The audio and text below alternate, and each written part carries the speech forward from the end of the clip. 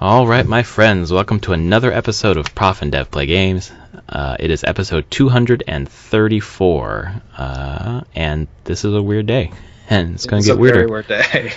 Man, I'm Larry. I am at Prof Plays Games on Twitter, and over there is Anthony the Dev at SummerSpeak. You guys are, I don't know if there's an epicenter other than like Wuhan, China, but Seattle, King County is, obviously always in the news about this. We're ahead of the curve by like 48 hours.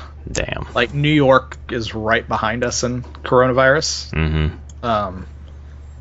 And it's effectively 40. They're between 36 to 48 hours behind us on cases. So, yeah. And then California is back a few days as well. Although California is big enough that I think a lot of it's centralized around San Francisco area at the moment, and LA. Mm-hmm.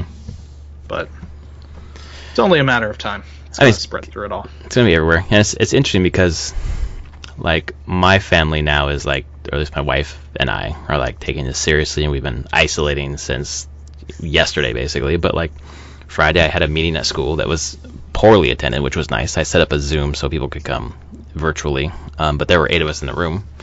We weren't exactly 6 feet apart. And then the day before, like, we were taking our daughter to like friends' house to hang out with a bunch of people. And now we're like, nope, fuck that. We ain't seen anyone. We have to stay away from us. Have to talk to my daughter about how you can't play with your friends all of a sudden. So I think other people will, eventually get on board. Yeah. But whew. Yeah, this is weird times that we're in. And yeah, before we recorded, I just got the message from my governor that bars, restaurants, and cafes are all to close for dining. They can do takeout and delivery, but that's it. No sit-down dining anymore. And no gatherings of more than 50 people. Yeah, and that's a CDC thing today. No more than 50 people. Thing.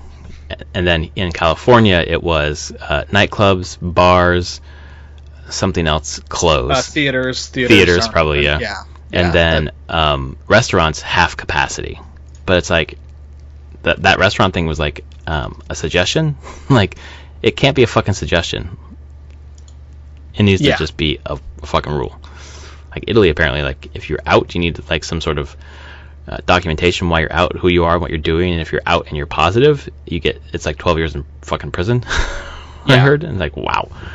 What is it? Tomorrow we temporarily shut down restaurants, bars, and entertainment / recreational facilities statewide. Yeah. This isn't a like suggestion. This is a mandate by the governor in the state to shut down. So you'll get in trouble if you do not shut down. The other thing in California is 65 plus and chronic conditions. The governor is saying they need to self-isolate effective immediately, which is also a suggestion, right? Yeah. But they can only suggest that to people. Yeah. But it'd be best if they stopped making suggestions and were very clear about what they want to have happen. But yeah, I won't be seeing you in 3 weeks. No, your trip is fucking canceled. I'm not traveling. I canceled our Airbnb. We'll deal with our tickets in the next couple days.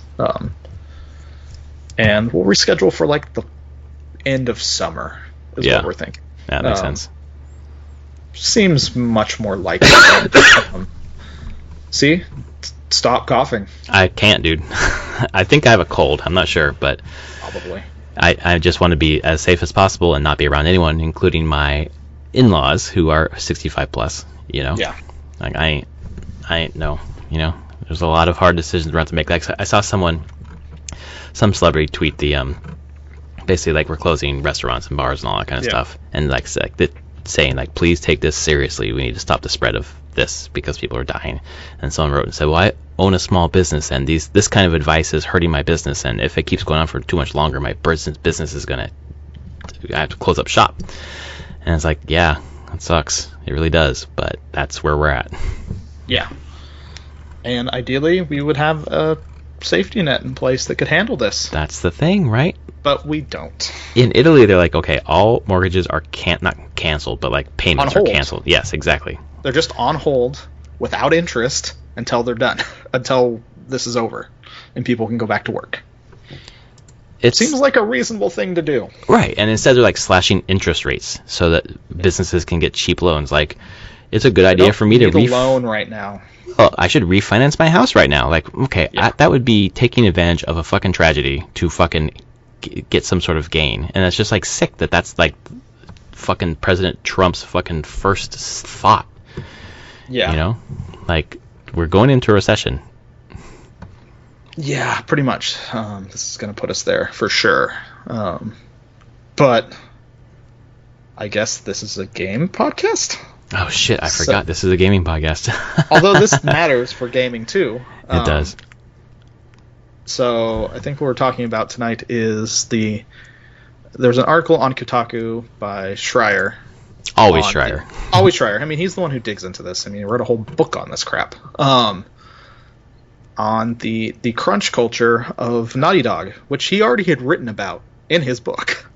But this is for The Last of Us 2 and how the delay happened, and they just continued their crunch. And Naughty Dog is notorious for crunch. Like, holy hell, oh my god, super hard crunch on their games for an incredibly extended amount of time. Right.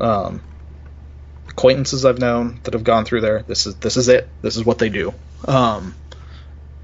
It's not good, but they keep getting people there, and they keep making very good games, so it's, I think, hard for anyone to stop that train from going.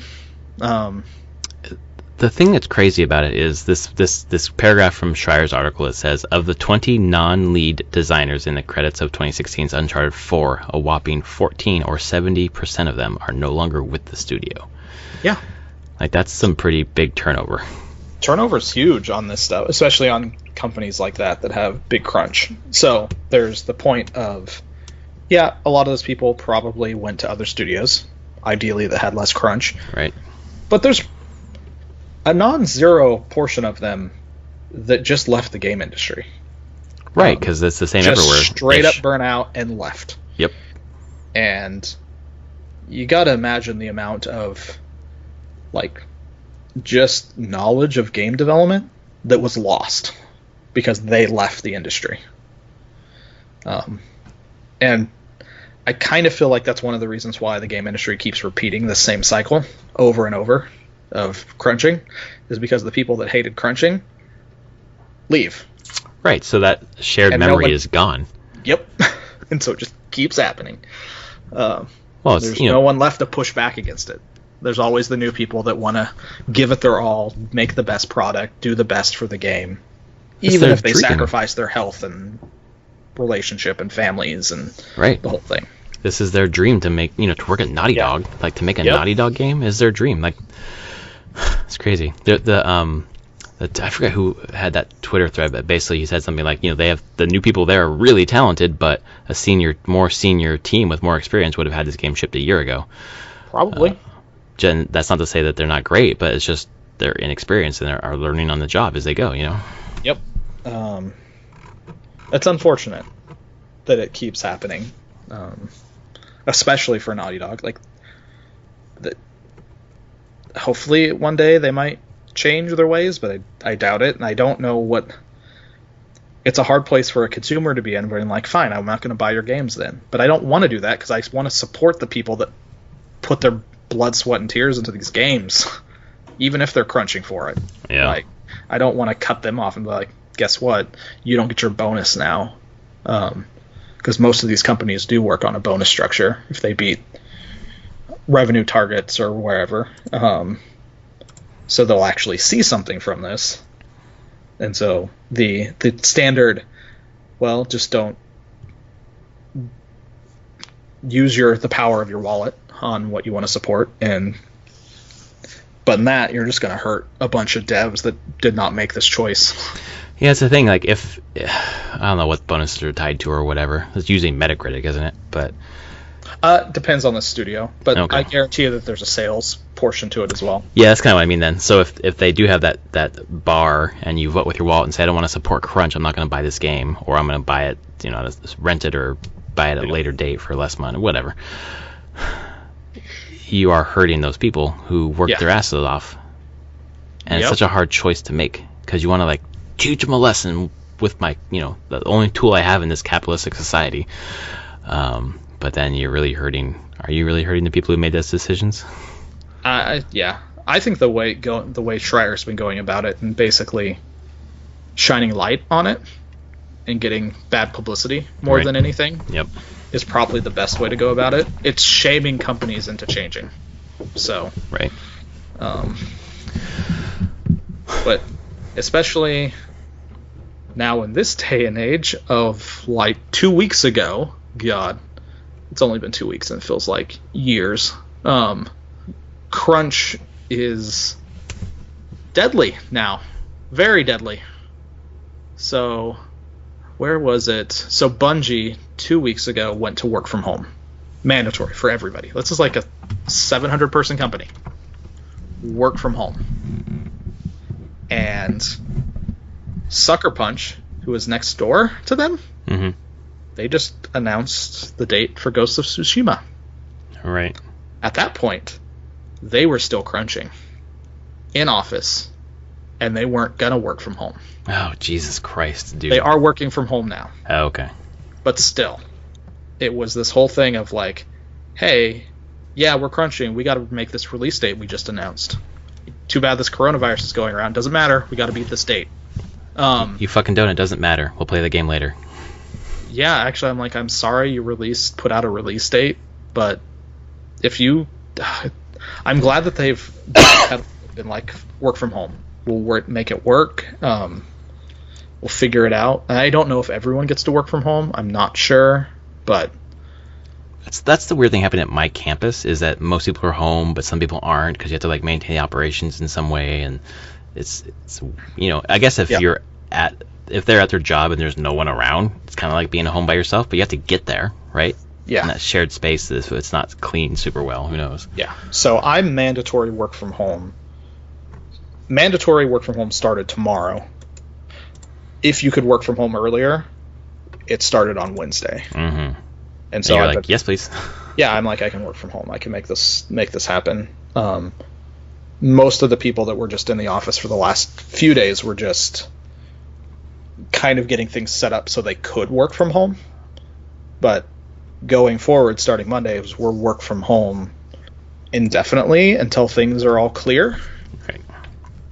I especially was happy because I'm like, on days where I just drive myself in, didn't care. Like, I'm the only person in my car. I don't get out. Like, I park in the parking garage, walk into the office. It's fine. It's a small office where we have decent separation. I was like, it's okay. People are good about not coming in if they have any kind of illness at all. So, but on the days where I'm like, I have to get on a bus and the water taxi now, I'm not really comfortable doing that. No. Like, it's cool. I'm like keeping myself all huddled together and not touching any surfaces with hands or anything.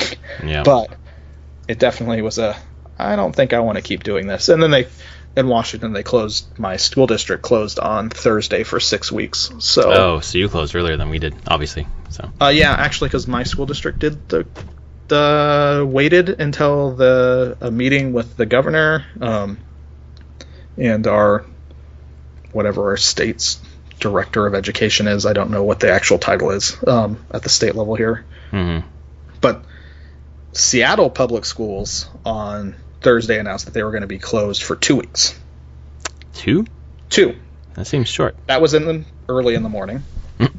And then where I live, the school district here was like, hey, we're going to just let you guys know we're going to wait until we can talk with the governor's doing this Skype Zoom call with all the superintendents. We're going to they're going to go lay out like what the actual advisory is to do. And then that happened in the middle of the day, and then about dinner time on Thursday, they're like, or Wednesday, actually, this is all Wednesday. Dinner time Wednesday, we're like, finally sent the email saying, we're closed for 6 weeks. And then Friday, all schools in Washington were closed for 6 weeks. Yeah. So that was just, Seattle was getting out ahead a little bit. They're like, And their thing was at least 2 weeks, really emphasizing the at least part. Yeah. But I'm like, oh, they just were trying to get ahead of it, and then it's going to be 6 weeks. For ours is end of the semester, like until end of May. Yeah. Like it's just they're all online now. I could totally see us doing that to a point. I mean, there's someone. It was just someone talking like, I mean, very well, my kids may not go back to school.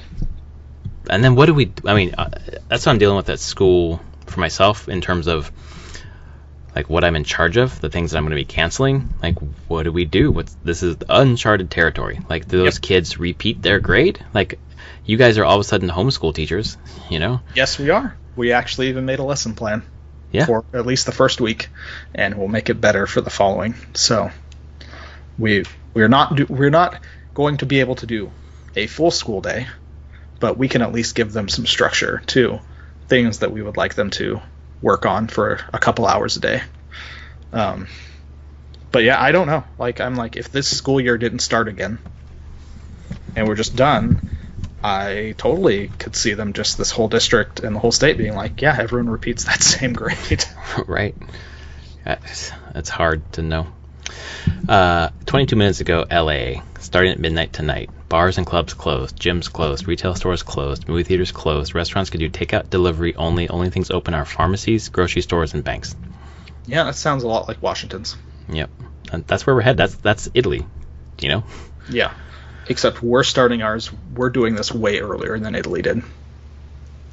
Well, we as in individual cities. That's true. As individual cities are doing it earlier than that, I should say. The country is not. No. What's his face is fucking golfing, probably. Some places in the U.S. are going to get wrecked by this a lot harder than others. Yeah. A lot harder. And all I hope is that doing this earlier in Washington and California will flatten things out a bit. Oh, yeah, we need to flatten that fucking curve. Yes. Flatten the curve, folks. Stay home. That's it. Yeah. Play games. It's a great time to play games. I mean, the thing that sucks is that people got to make money. You know, people can't afford to live without working. I get that. Again, the social safety net that we don't have. Right. If we did have that, we could stay home. We could survive at least for a bit like this and not have that super stress of like, oh crap, if I don't go in, I don't get my hours, I can't do anything. I'm not going to have a job. I'm not going to be able to buy food. So yeah, it's going to be a problem. I mean, I'm very thankful that I have a very nice union job that has all of these things built into the contract already, so I don't have to worry about any of that. But a lot of people do. Yeah, and it makes it a class issue, right? Oh yeah, totally does. Like my cousin's kind of complaining about, or not complaining, but more like all the white collar, all the workers. I mean, like the plumbers and HVAC and everything. They're going to work while you guys are staying home. So you guys enjoy yourselves while we do the hard work. And it's like I understand what he's saying, but it's more about a class thing. Like the upper classes can afford to fucking stay home. Yeah. You know, and and afford to get the medicine and afford to buy the fucking whatever they need to buy to see it through, and not everyone can do that. No. My cousin can't stay home. He's got to work. Yeah. I mean, I stay home, but I'm working too. But anyways. Yeah. We have the ability to work from home. Exactly. He cannot. So. Yeah. And that's where it comes back. Any of these games, it's like, just let people work from home at this point. There's no reason not to. There's no reason that a game can't be made from working from home. Right. Or a class taught from home for now, at least. Yeah. Or another thing, if this is really going to be in it, just delay everything. Movies are already being delayed. Yep. Like a bunch of movie studios. Movie studios are delaying movies just coming out. But then there was like something big today of Universal. A number of like the big studios themselves came out and said, we're just shutting down movie production. And it's going to delay the entire slate of movies. Yeah. Like the Batman is being... Yeah, Disney Universal shut down film production. Yep. So that is a thing that can be done. And we're seeing it in the sports as well. Like that's what makes it all so surreal. Like there's no baseball, there's no basketball, there's no hockey. All these things that you're just normally are in the background of your life are not there. It's like, wow, this is uncharted territory. Yeah. So at least it feels like those people are taking it seriously. Well, thank God. I have a feeling that if the NBA wanted to go on, they could go on and be like, yeah, we're going to keep doing games in states that will allow it. Yeah. But there would be plenty of states where they could be still filling stadiums. Yeah. But they actually made the choice to be like, no, we're not doing this. Right, we're not going to help spread this virus. Everyone just stay home. Yeah. But the thing about that whole basketball thing was fucking all the Utah Jazz all got tested for COVID, right? Yep. 58 people, I think. And then in that same week, nationwide, we only tested 77 other people. No, the CDC only tested 77. Yes, okay, that's right. Because I had Washington, UW, University of Washington has been testing hundreds, if not thousands, per day. Good. Like, yeah, the CDC can't test for shit. Our local labs can test. They're not opening it up to everybody getting a test. Yeah. But they have a drive-up test thing at a UW campus, like medical center here. Like, well, you can do that. Thank Christ, local governments in some places at least weren't like, we don't need government. Let's dismantle everything. Yeah. Seattle is not one of those places.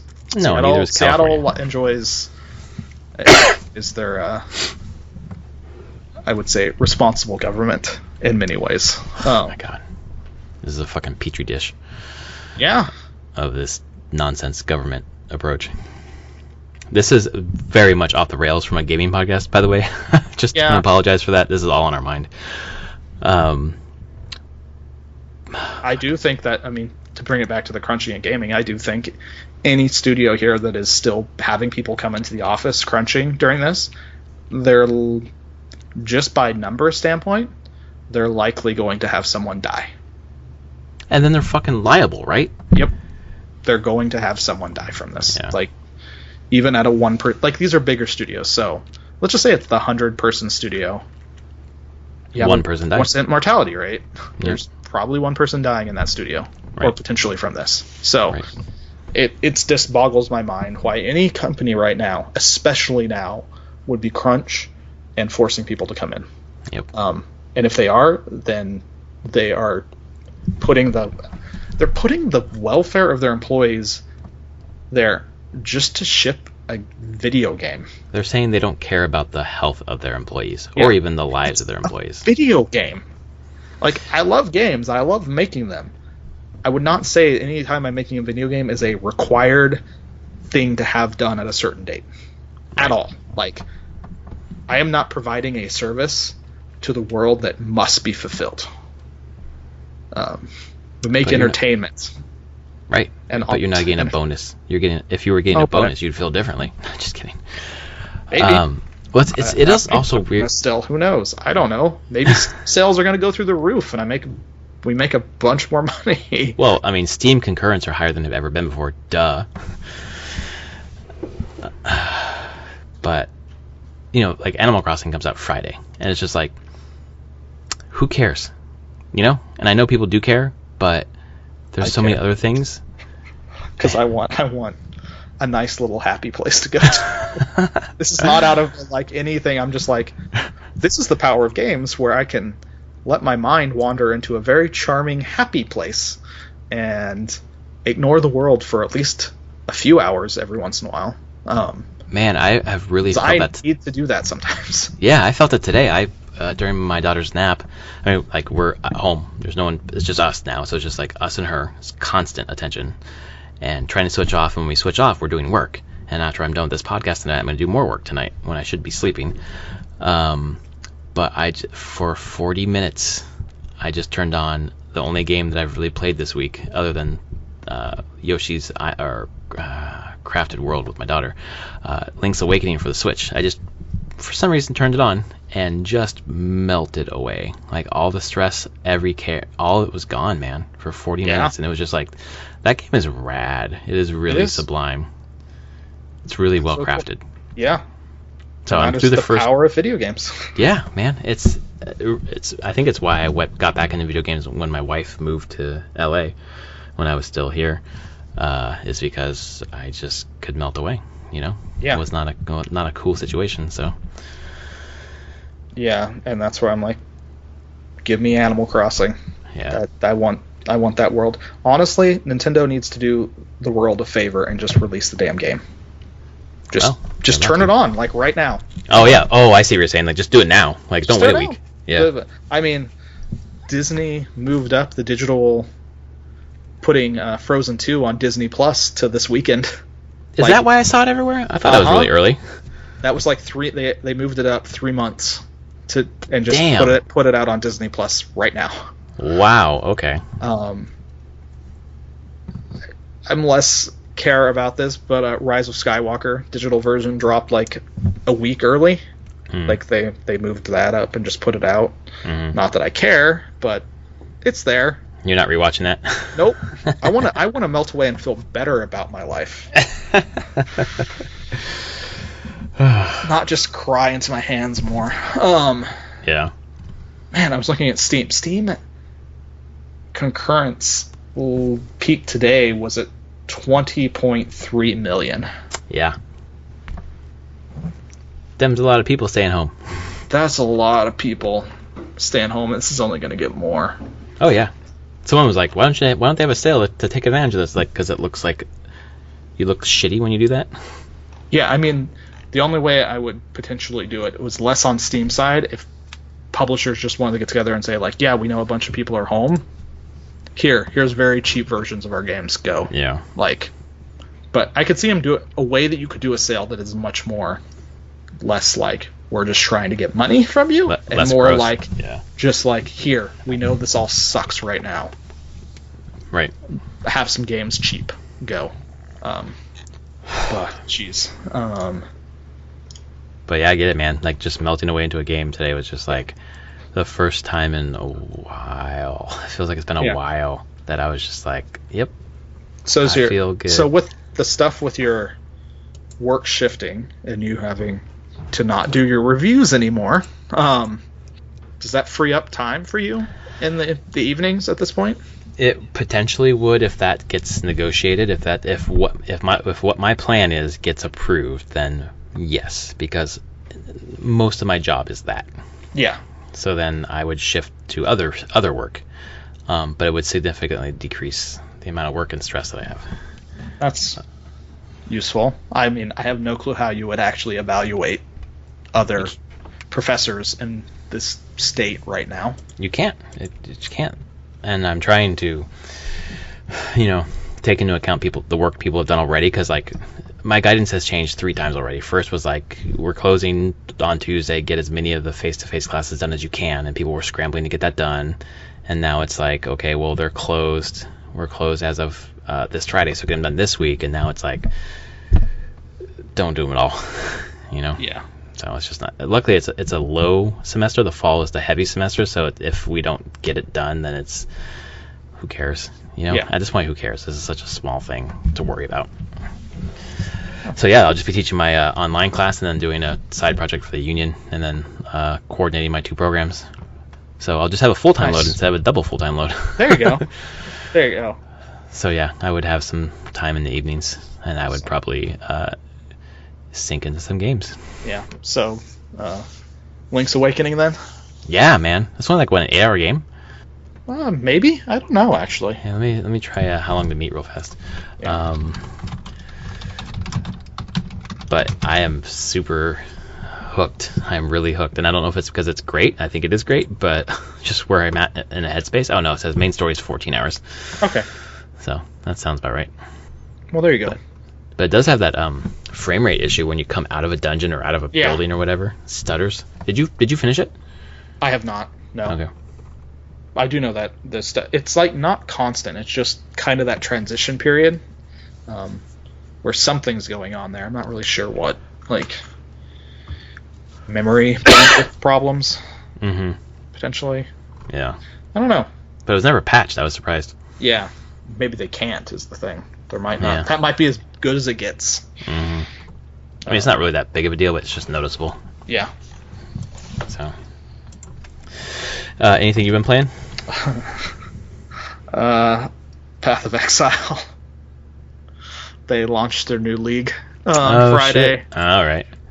Delirium, new mechanics, a bunch of new skills though. That's been the fun thing. I'm chose to do this because it gives me, I can play this until Animal Crossing comes out on Friday. But there's something about Path of Exile that I'm playing it now and understanding it a lot more. They do some crazy things with the way that their abilities are set up. So I'm playing a build that uses a new gem, a new ability called Spell Slinger. So it's like most things in this game. It's been the game that's been out for many years and just revisioned on top of itself. It's a skill that whenever you make a wand attack, any skill socketed supported by Spell Slinger will trigger at the same time. It has to be the wand. So yeah, you have to use use a skill or your basic wand attack. It has to be a wand. It has to be the basic attack from it, or a skill that uses wand attacks.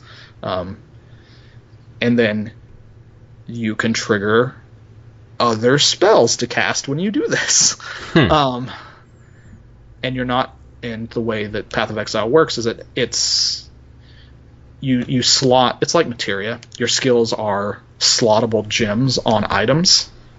So you have head slot, chest slots, feet, weapon, shield, but they all have gem slots on them. They can be linked.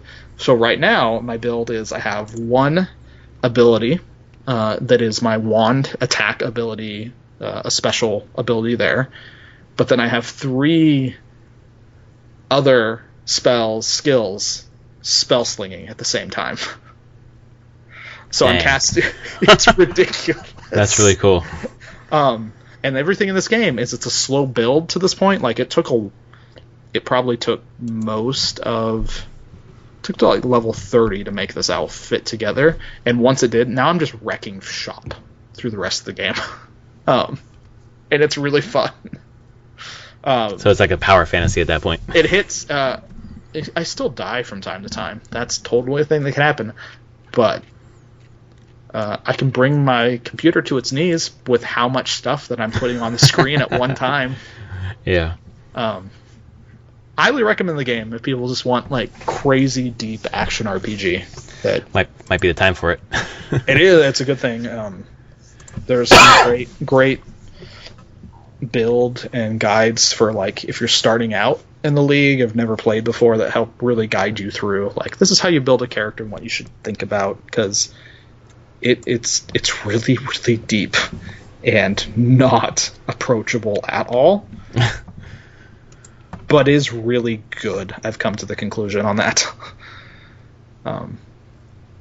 But it's not I could see total people just bouncing off of it, being like, "What the fuck is this?" Gotta kind of invest some time to get really into the meat of it. You do. Like. You have to invest the time and to understand it, to understand what is important. But I think that's what sustains them. I think this is 3 years now, maybe coming up to 4. Right. So, and they're free to play. And the only things they sell are cosmetics. And supposedly they make a crap ton on cosmetics. And if someone gives them I think it's like $500 or more, like they have a pack where you get to design an item in the game. Oh wow! And it gets named after you, or that's really cool. You want it. That's a smart way to do your Patreon or whatever the fuck it is. It's not even Patreon; it's just microtransaction junk.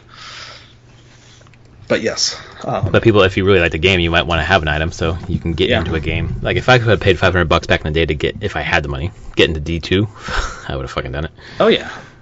Like the core supporter packs they have. The highest end in this league is they have a core supporter pack, which is $480. Wow. And I don't think that is their most expensive thing, which is crazy. You could buy a lot of hand sanitizer with that. Oh, maybe not, actually. Yeah. So, I don't know. I'm enjoying it. It will get me through till Friday for sure, and then I can just dive into Animal Crossing. They're gonna let you have your Switch? Yeah, at night I'll get it for sure. Which I still have to find times when I can play during the day because Animal Crossing is real time. So there's things you can do in the day, and at the night it matters. So. All right. And they're like, "Why are you such a night owl?" Like, that's the only time I can get it from my kids. Yeah, exactly. And my wife. So I think that's.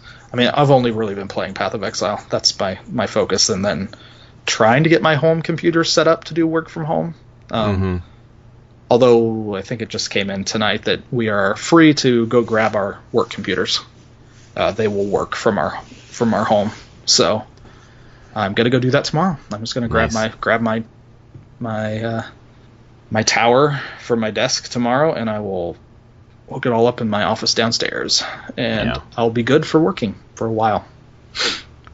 We're doing like remoting. We're supposed to go in and like grab stuff we need to work, like on a thumb drive or whatever. But I can also remote into my desktop, so I might just be doing that. I can do that, and that's what I've been doing. It's just really hard to play a game through remote desktop. Oh yeah, for sure. Playing Astroneer while you're remoting and with a bunch of lag. Not fun. The camera kind of goes crazy sometimes. Yeah, of course. It's manageable, and I can do it for short stints, but if I'm doing this for a month or more, there's no way.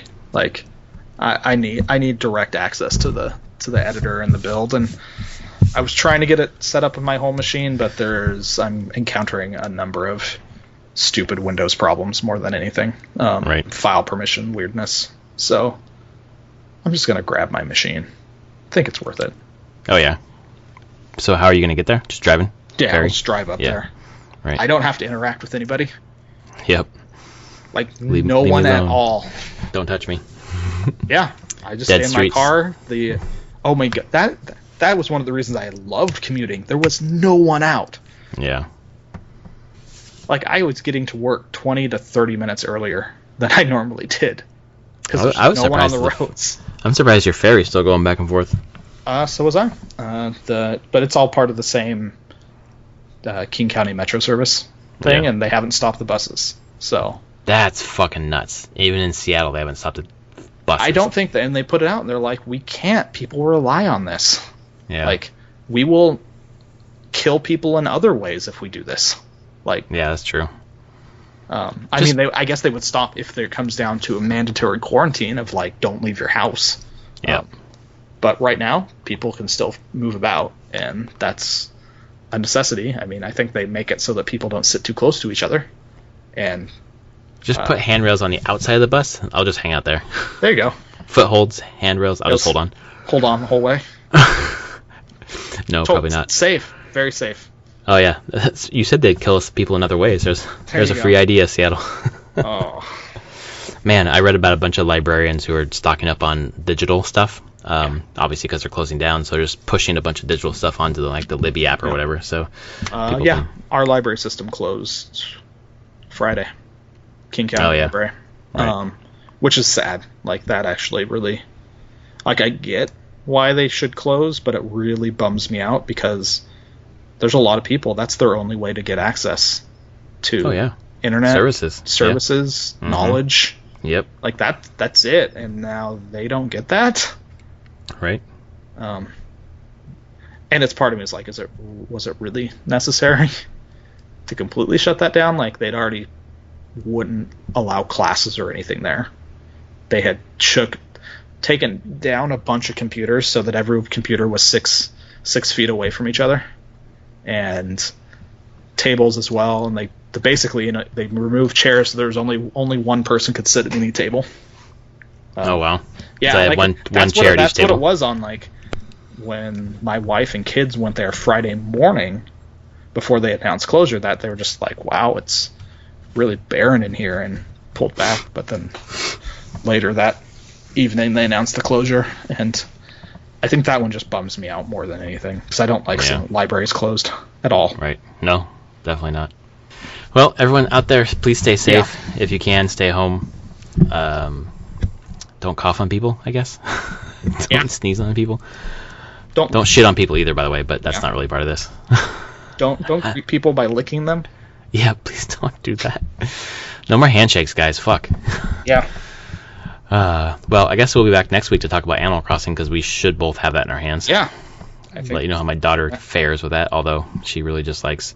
I'll tell you what she likes. She likes Crafted World. She likes playing Mario Kart. Today she was running around the house saying, Mario Kart 8! Which was super cute. And then she likes Smash Brothers. She doesn't like fighting. She says, no fighting, Daddy.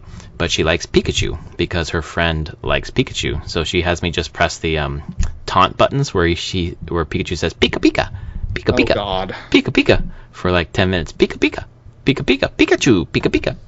At some point, you just be easier. Just like, here's a Pokemon movie. Go. Yeah, no, Pika Pika through the entire thing. Go. It's not a bad idea. All right, well, that's episode 2, 3, 4 of Prof and Dev Play Games. Hopefully we will be back next week with more. Yeah. All right, folks. Thanks for listening. Later.